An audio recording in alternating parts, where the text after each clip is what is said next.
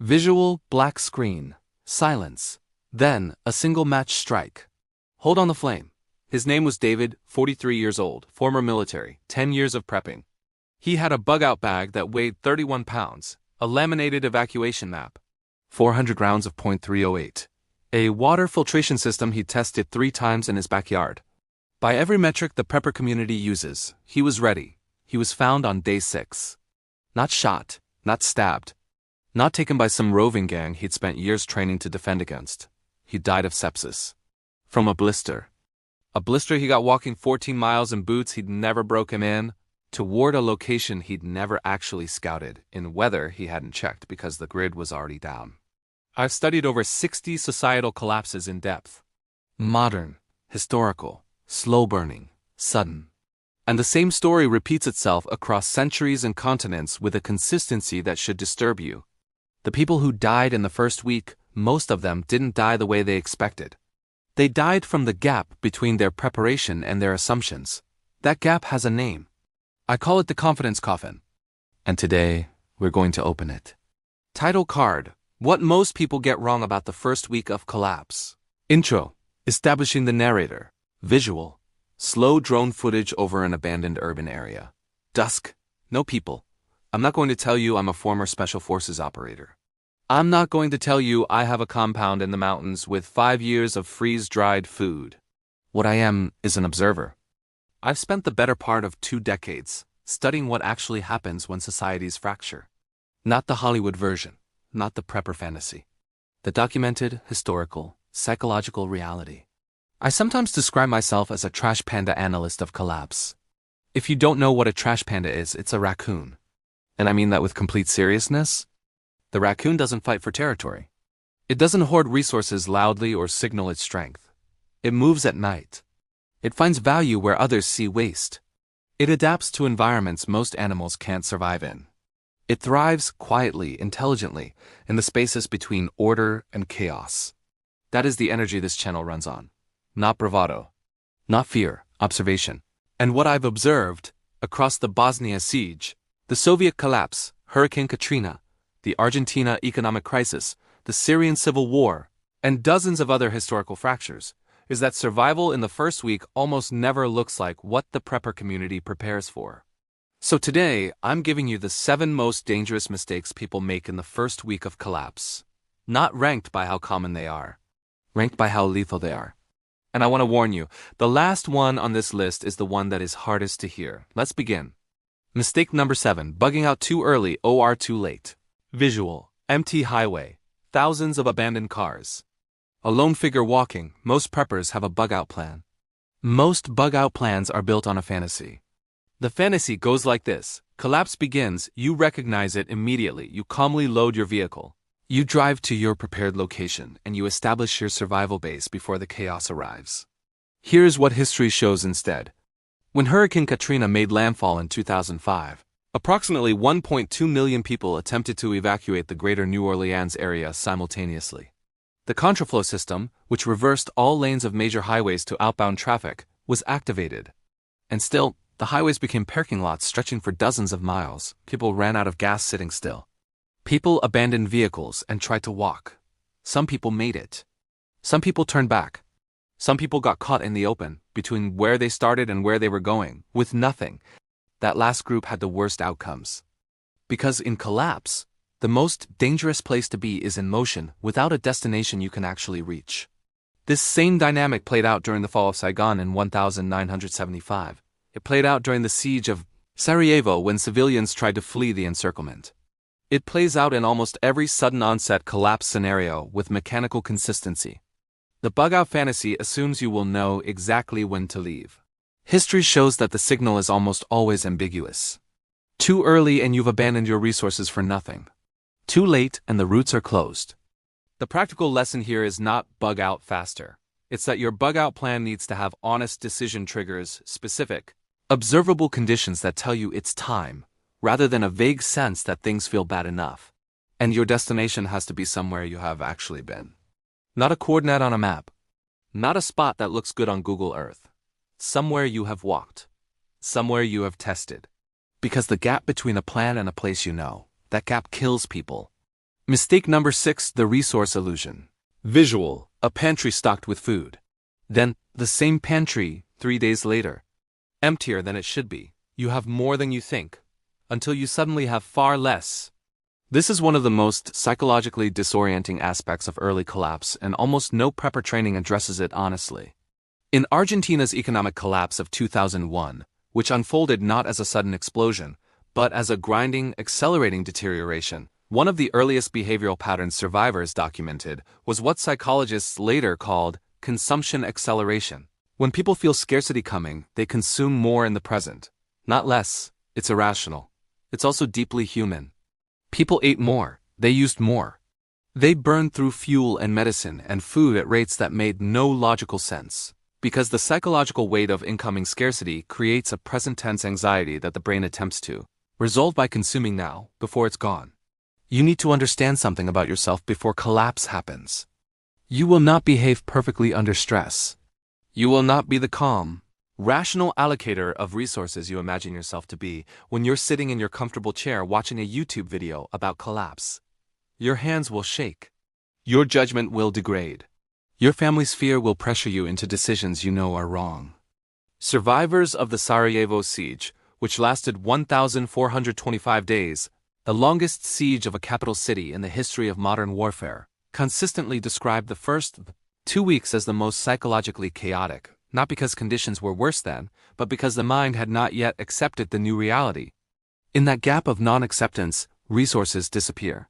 The practical lesson: your consumption plan must be written down, specific, and agreed upon before the crisis. Not during it. Because during it, you will negotiate with yourself and lose. Mistake number 5, social collapse happens faster than physical collapse. Visual, a neighborhood street. Normal. Then, the same street, a confrontation. Nobody helping. Most people imagine that societal collapse is primarily a physical problem. No food, no water, no power. What actually collapses first and fastest is social trust. In New Orleans, in the days following Katrina, something happened that has been studied extensively and is still deeply uncomfortable for people to confront. Neighbors who had lived beside each other for decades stopped helping each other within 72 hours of the storm. Not because they became evil, because the absence of institutional order, police, emergency services, government presence, fundamentally altered the social calculation everyone was making in real time. The anthropological term for this is defection from cooperative norms. In plain language, when the systems that enforce good behavior disappear, people begin to operate on a different logic. They stop giving because they're afraid giving will leave them with nothing. They stop trusting because trust has no enforcement mechanism anymore. This dynamic appears in virtually every documented collapse. During the Soviet collapse, entire social networks that had sustained communities for decades dissolved within weeks. People who had shared resources through informal systems of mutual aid, systems that had survived Stalin, survived the war, survived the gulags, could not survive the sudden removal of the economic structure those systems had grown around. What does this mean for you in the first week? It means your most important survival resource is not in your bug-out bag. It's in the relationships you've built before the collapse. Every documented study of community survival in collapse scenarios shows the same finding. People who belong to pre-existing, trust-dense social networks had dramatically better outcomes than isolated individuals, regardless of individual resource levels. The lone wolf with 10,000 rounds and 2 years of food is a myth. The historical record is unambiguous on this point. Your social capital is your survival capital. And unlike food and water, you cannot stockpile it at the last minute. Mistake number 4, medical reality vs. medical fantasy. Visual, a first aid kit. Pristine, organized. Then hands, shaking, trying to remember the training. Let me tell you about the blister again. Not David's blister specifically, but the category of death it represents. In every pre-antibiotic conflict, historians estimate that more soldiers died from infection than from combat wounds. In some campaigns, the ratio was 3 or 4 to 1.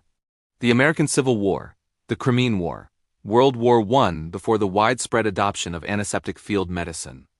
We have largely forgotten this because we live in an age where a $5 box of antibiotics can prevent what was once a death sentence. In a collapse scenario, that age ends. Not gradually, suddenly. The most common medical killers in documented collapse scenarios are not dramatic. They are not gunshot wounds or traumatic injuries. They are infected wounds. Dental infections, appendicitis, respiratory infections, diarrheal illness from water contamination, medication withdrawal, particularly from blood pressure medications, insulin, psychiatric medications, and cardiac drugs. In the Sarajevo siege, medical professionals documented that within the first 3 months, the patient profile in their overwhelmed clinics shifted almost entirely away from trauma and toward infection and chronic disease management. People were dying from conditions that 6 months earlier would have been a brief doctor's visit. The practical lesson is this: your medical preparation needs to be built around the quiet killers, not the dramatic ones. It needs to include knowledge, not just supplies, because supplies run out and knowledge doesn't. And it needs to account for your own specific medical vulnerabilities. Not a generic human's, yours. The person who manages this well is not the one with the most impressive trauma kit.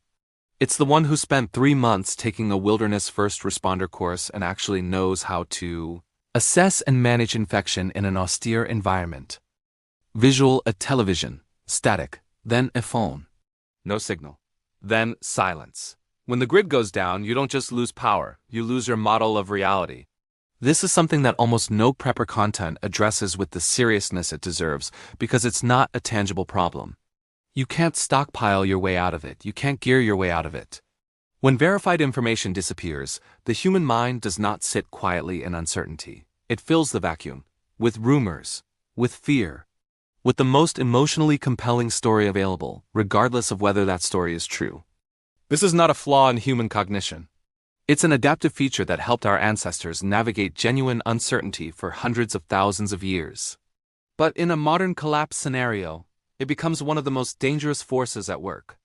During the early days of the Rwandan genocide in 1994, radio broadcasts, specifically the infamous radio mill call lines, were able to direct mass violence with a precision that military planners in subsequent wars have studied with horror. Not because people were uniquely vulnerable, but because when institutional information collapses, whoever controls the narrative controls behavior.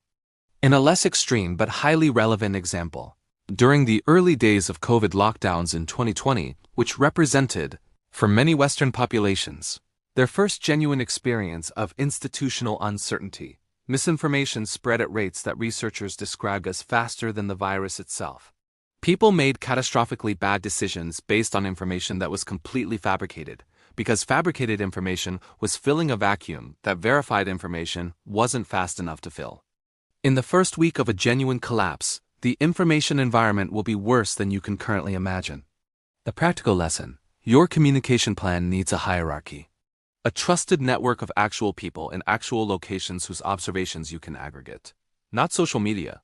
Not broadcasts from unknown sources. People. The trash panda doesn't follow the herd's panic. It watches. It verifies.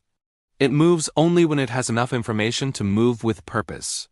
Mistake number 2: the psychology of the first 72 hours.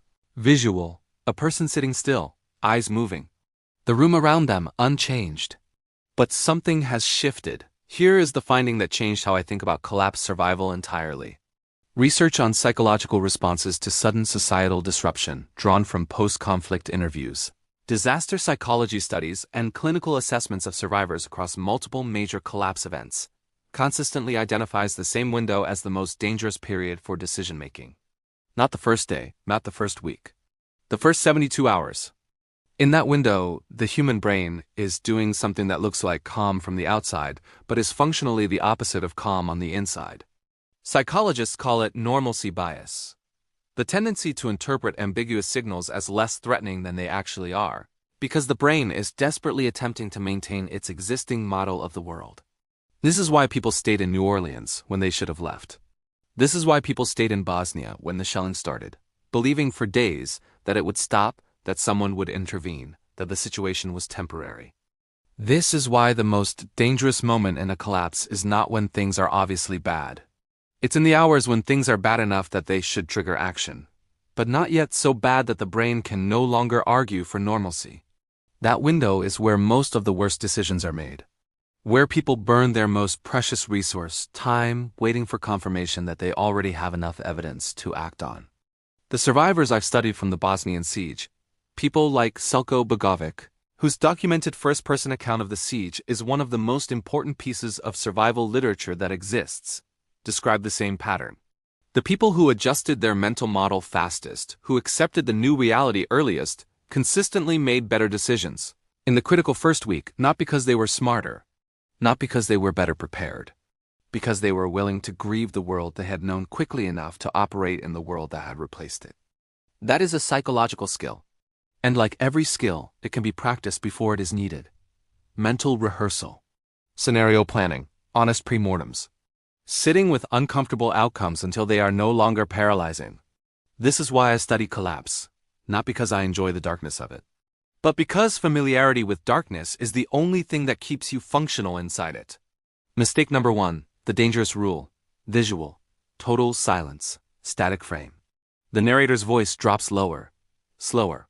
I've saved this one for last, because this is the one that people fight me on most. And it is the one that history supports most completely. The number one mistake people make in the first week of collapse is this. They survive for themselves. I don't mean that as a moral statement. I mean it as a strategic one.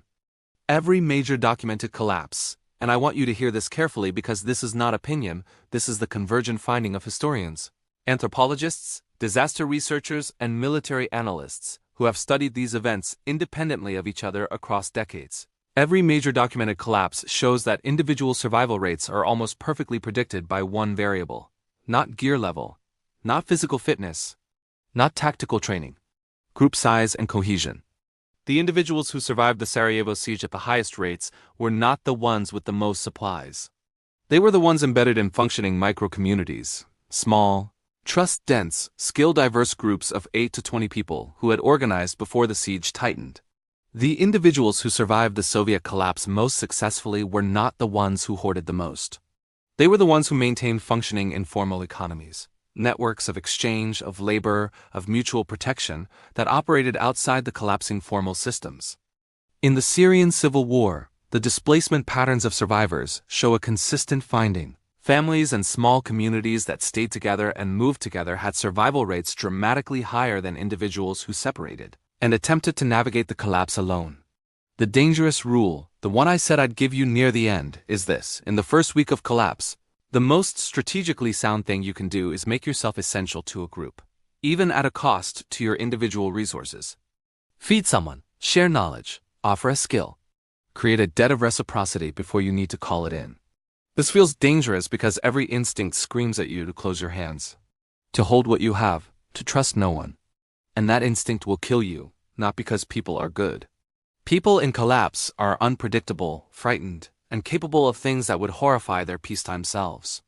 But because a single human being, no matter how prepared, no matter how trained, no matter how well armed, cannot maintain continuous watch, cannot perform surgery on themselves, cannot carry a full load and move at speed, cannot process intelligence from multiple directions simultaneously. The trash panda knows this. The raccoon does not hunt in packs. But it does not pretend that it is an apex predator either. It knows what it is. It knows what it needs. And it moves accordingly, quiet, adaptive, embedded in the margins of a world that has no idea it's being observed. Closing. Visual. Dawn light. Slow. The camera holds on an empty road. Mist. Stillness. I want to leave you with something. I've spent years sitting with the documented evidence of how civilizations fracture. I've read the first-hand accounts, the post-collapse memoirs, the clinical assessments, the historical analyses. And if I had to distill every lesson from every collapse I've studied into a single sentence, not a tactic, not a supply list, not a gear recommendation, but a principle, it would be this. The people who survive are not the ones who prepared for the collapse they imagined. They are the ones who could adapt to the collapse that actually arrived. Preparation is the foundation. Adaptation is the structure you build on top of it. And the only way to develop genuine adaptive capacity is to stop rehearsing the fantasy, the perfectly executed bug-out, the clean tactical engagement, the organized community of like-minded preppers, and start honest, uncomfortable, evidence-based preparation for the messy, ambiguous, psychologically brutal reality that history shows us, again and again. The collapse doesn't kill the unprepared. It kills the overconfident. I'm a trash panda. I watch from the dark. I learn from the wreckage. And I'll be here when the next lesson comes.